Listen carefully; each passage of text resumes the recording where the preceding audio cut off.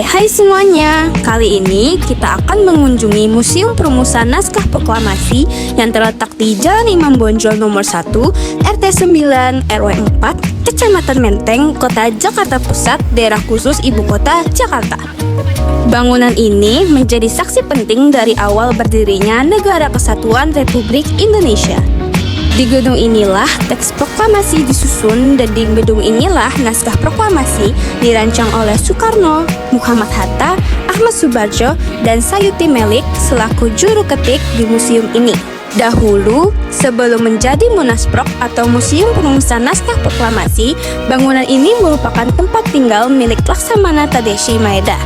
Ia merupakan seorang perwira tinggi Angkatan Laut Kekaisaran Jepang di Hindia Belanda pada masa Perang Pasifik.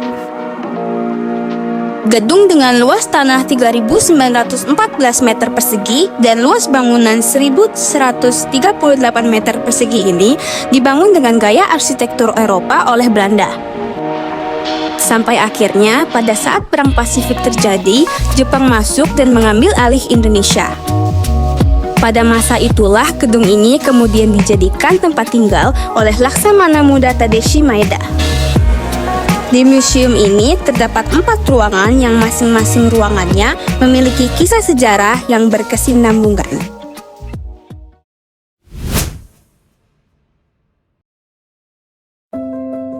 Ruang 1, ruang penerimaan tamu. Ruang ini merupakan tempat peristiwa bersejarah yang pertama dalam persiapan perumusan naskah proklamasi.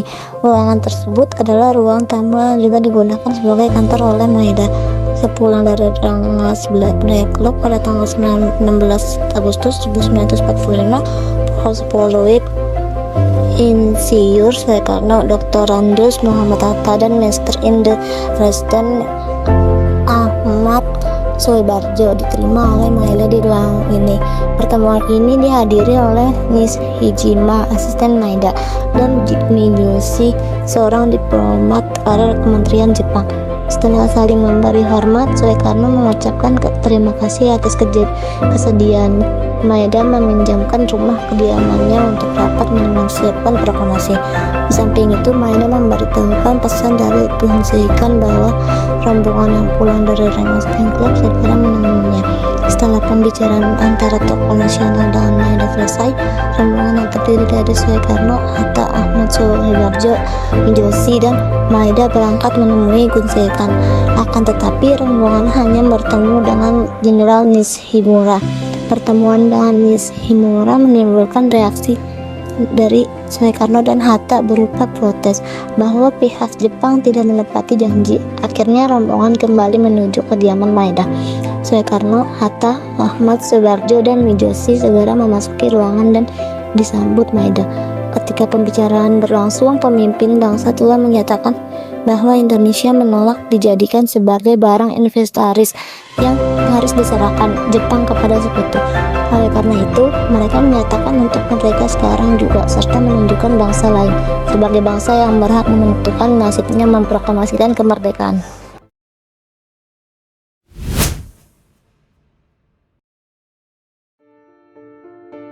Pada malam tanggal 16 Agustus 1945, Soekarno, Hatta mengadakan rapat bersama di meja bundar dengan pengurus lain seperti Sudiro dan BM Diah pada pukul 3 subuh untuk merumuskan teks proklamasi yang ditulis dengan tangannya sendiri.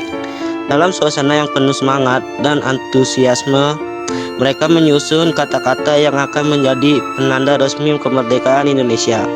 Proses penulisan teks ini dilakukan dengan cepat, namun penuh pertimbangan, karena situasi politik dan militer yang mendesak.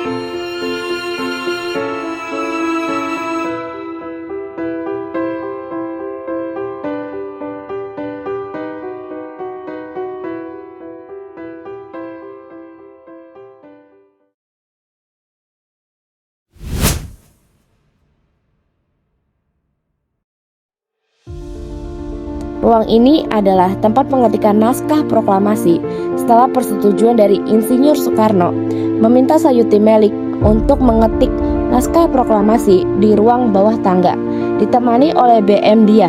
Selain itu, ada beberapa kata dan kalimat naskah proklamasi yang ditulis oleh Insinyur Soekarno diganti atau direvisi oleh Sayuti Melik, seperti kata tempo menjadi kata tempo, wakil-wakil bangsa Indonesia menjadi atas nama bangsa Indonesia, dan beberapa kata tanggal, bulan, dan tahunnya.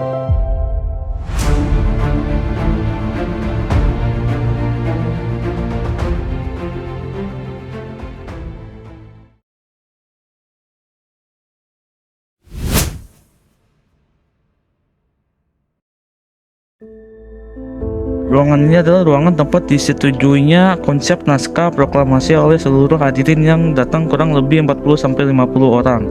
Selain itu di ruangan ini terdapat piano di bawah tangga yang merupakan tempat di mana Soekarno-Hatta menandatangani naskah proklamasi. Di ruangan ini pula lah Soekarno memutuskan untuk membaca naskah proklamasi di halaman depan rumahnya.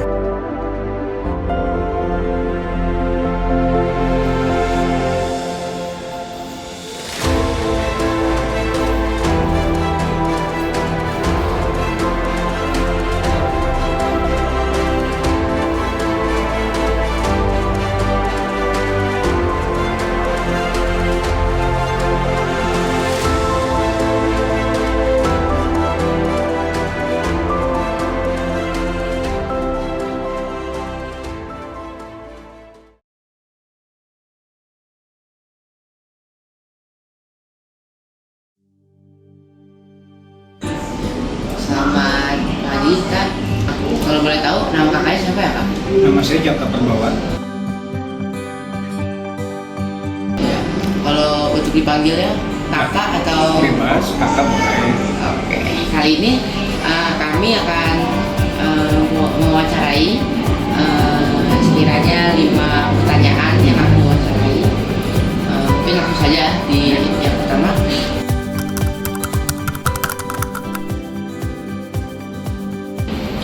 Museum ini mulai diresmikan 24 November 1992 ya, Museum Perumusan Naskah Proklamasi.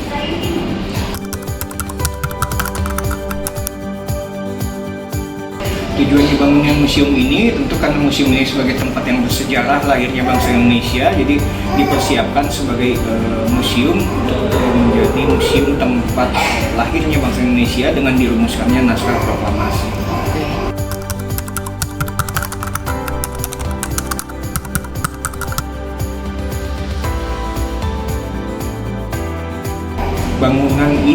Bangunan ini yang masih asli, sedangkan koleksi lainnya yang tertata di lantai bawah ini merupakan hasil replika atau tiruan dari aslinya.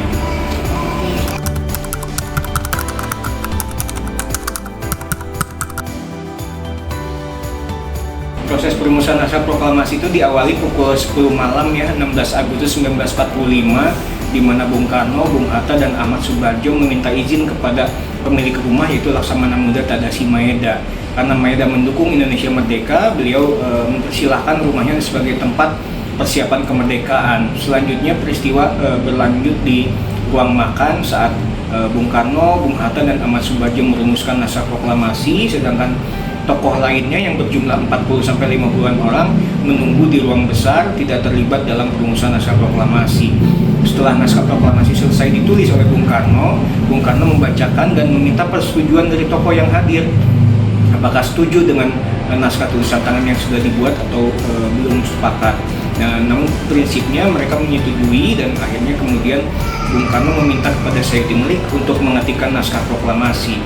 Sayuti Melik mengubah 3 kata ya, ada kata tempo menjadi hanya tempo saja, wakil-wakil bangsa Indonesia menjadi atas nama bangsa Indonesia, dan penggunaan penambahan kata hari, bulan, dan tahun.